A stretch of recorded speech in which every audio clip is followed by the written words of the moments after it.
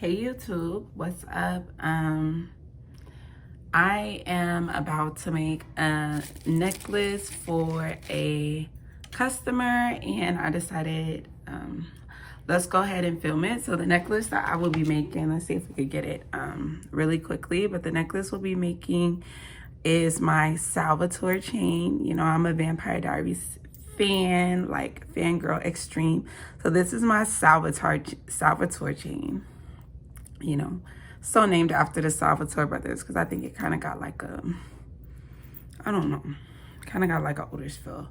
But yes, so we will be making the chain and let's just jump right into it. This is a 2mm, yes, a 2mm Figaro chain. It has already been cut to 20 inches. And I am going to just add the endings, which are my lobster clasps and my end tabs. So this is just a quick job just so y'all can see how to make a gold filled chain. Okay, so all I'm grabbing right now is my one lobster clasp, my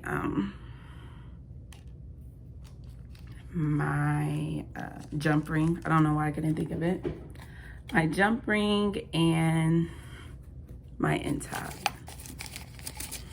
And of course, we have the pendant here, or the charm, whatever you want to call it. Such a beauty. Such a beauty. I love it so much. So we have that. We'll also have to add the bell onto the pendant. So we're adding a bell onto the pendant and we're adding the endings onto the chains. And here is my end tabs. Sorry that everything wasn't like put together and ready, but I was like, my YouTube, thank y'all for checking out my tutorials. I was like, my tutorial was going up, so let me go ahead and film something real quick for order that I have to get out.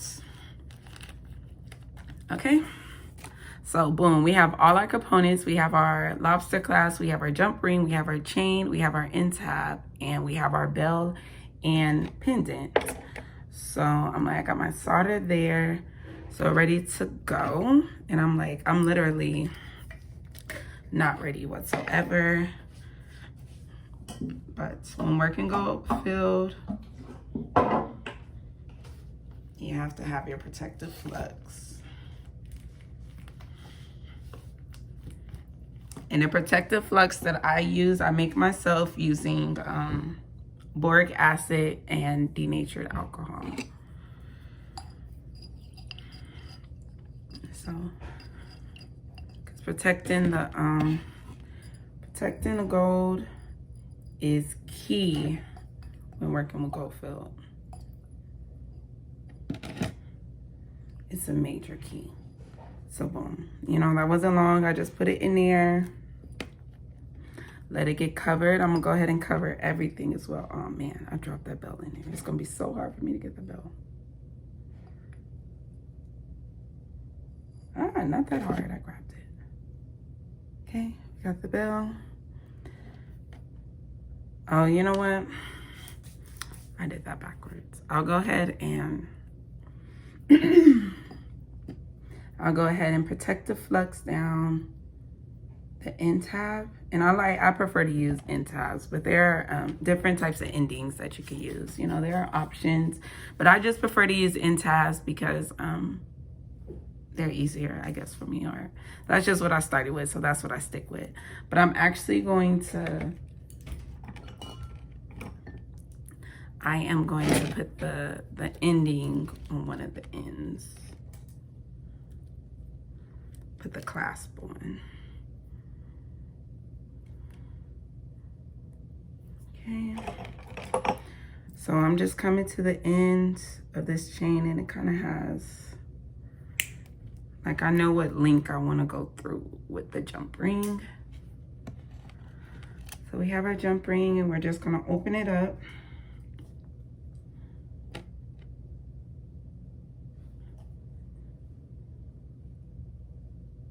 And of course, we just twist jump rings to the side when opening.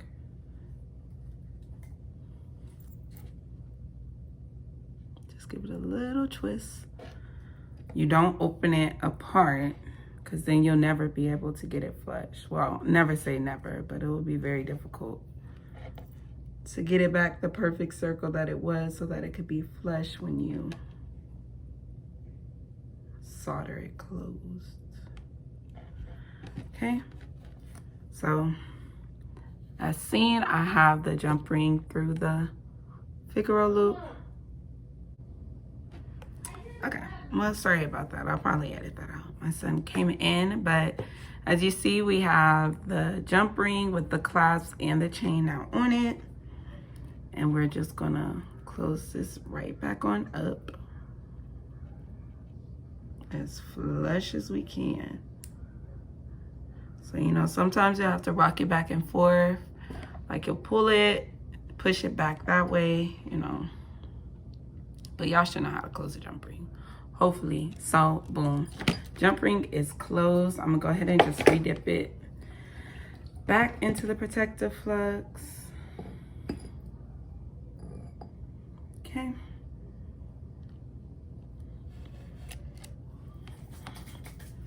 Okay, like hurry, I need to hurry up because I'm trying to make this like really fast. But you know, chains are pretty straightforward. So let's just go ahead and start with the jump ring, because why not?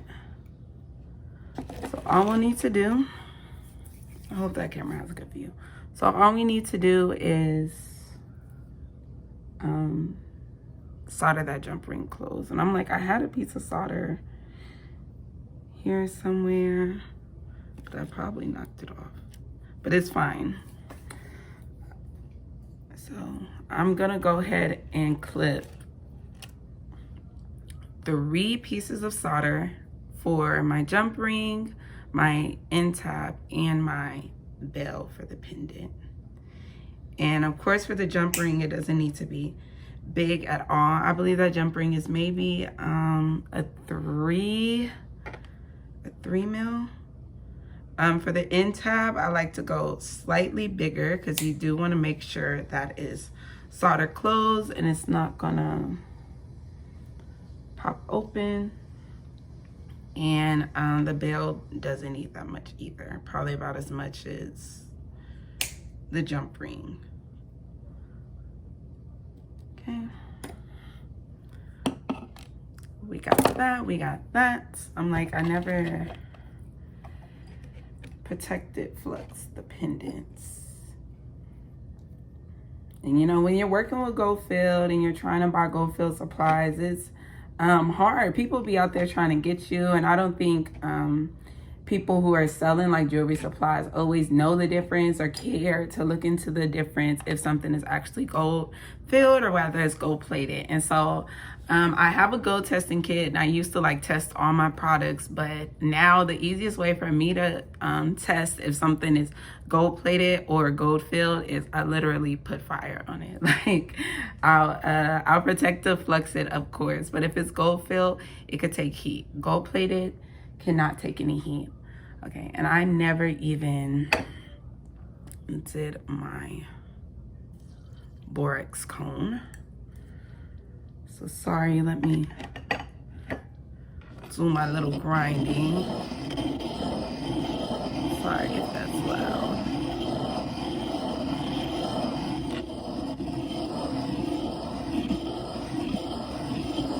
And this is our solder flux. So protective flux goes all around, but our flux for the solder to flow just needs to go on the solder joint where you're gonna be soldering. And all we need is a little boop. That's it. Grab a torch and a solder pick. Please don't judge me on my solder picks, y'all. Like, I need some new solder picks. It's actually like really sad. They're like really hard for me to work with, so please don't judge.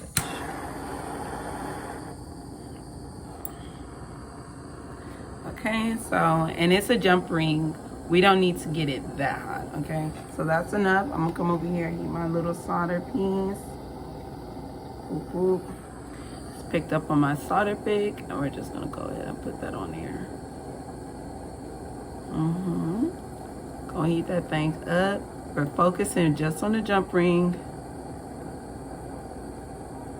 Boom, that thing is flowed. I'm just gonna make sure it goes fully over that closure. Boom. Quench. Let me not put the torch right in front of the camera. Okay. And that there is a closed ring. So put that down. Now we need to do the end. This has already been protective flux, but you know, why not do it again? Why not do it again? So I'm gonna bring, using my third hand.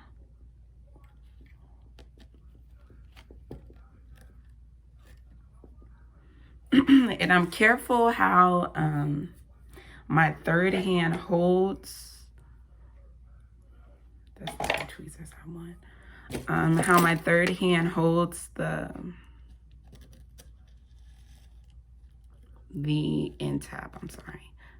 How the third hand holds the end tab, because I've definitely had my times where solder has flowed from the end tab onto the tweezers, and it's just like, you don't want to deal with that, you know. Okay, so we're just grabbing a chain by the end, putting it right on top. You know, and as I say, like, I am definitely a self-taught jewelry. I'm like, you can't see on this camera. Hopefully, I'm trying to get another angle, and hopefully you can see more of what I'm doing. That's going to be my hope. And if not, just stay tuned. Things will get better once I find my angles. But like I said, I was just kind of in a rush to want to film this video. But okay, so I just laid the chain right on the inside of the end tab. Okay. And so I will maybe close it a little bit, but I still want to leave room for me to be able to get the solder in there. The solder is not down on it. If I was using paste solder, then I definitely would have just went ahead and put the paste right on top. But I am using wire solder, so I will do it. You don't want the flame too hot. This is a 2 mil chain, so you could definitely be at risk of melting the chain. So you don't want it to be too high. You're just trying to get the ending closed, and you're just focusing the heat right on the end tab. That's actually heated up enough. Oops, sorry. Okay, so I just like to press down on it, make sure it has gone close. Quenching.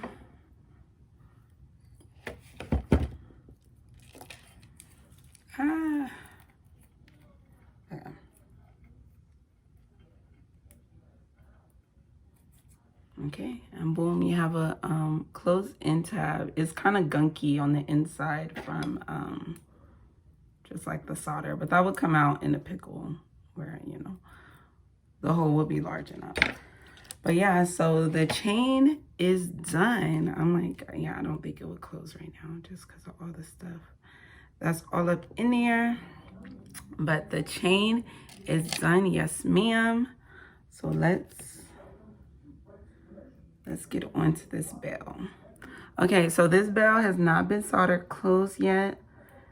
And I'm literally just gonna slide my nail in and pop it open. Only just a little bit, because I don't want it to get too stretched out from its form. I just need to be able to slide the pendant on. And you know, this pendant has a hole already, but you know, with some other things, I have to solder like a jump ring on the back and then solder the bell onto that. But this one comes with like a little hole. You can actually do it, me widen it some, but it is fine. So the bell is on there, period. Okay, I'm just gonna drop that, even though they were both protective protective flux, but you know, Ain't nothing wrong with some extra protection. Okay. Because the last thing you want is some pink gold filled jewelry. Okay, because that's not what you were going for.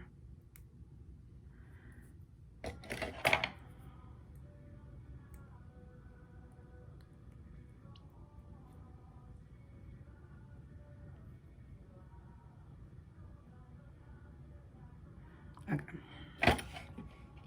And I'm just protective flexing again because I kind of knocked a little off. And so I also need a new solder block. So don't judge me if you can see that as well. I just really need to re-up on my supplies. Like, I've been in business, or I've been working with these tools for over a year now, or when did I start my business? Yeah, it will be going on 2 years that I've been making jewelry now. So definitely all my tools need to be updated, and I could really, you know, actually do it now, but procrastination is your girl's weakness, okay? But we're trying to get through. We're trying to get to better things in 2021. We're gonna get past that, okay? And back on the subject, bell. And again, we don't need to focus. All we're focusing on right now is the bell. We only need to heat it up a little bit because it's not a large piece. I can't pick up the solder. Like, not on camera, guys. Okay, and I got it right on the joint, right where I want it to go. But y'all know what I did not do? Did y'all catch that? Class, were y'all paying attention? Because your girl forgot to do something. I did not do my soldering flux. And I noticed that because it was taking a little, wasn't flowing. Okay? Can't forget that. Boop. And just a little drop. And I'm like, it's gonna make all the difference. Okay? So let's come back and do it again. So protective flux, solder flux. You want that solder to flow, okay? You don't want to have, you got to learn how to work with solder. When you're working with the elements, you got to know what the elements. That's, you know, that's just the way it is. You got to learn how to work with them. You know, with human beings, we're mutable. We could change a little bit, but them elements, baby, them metals only work one way. Okay?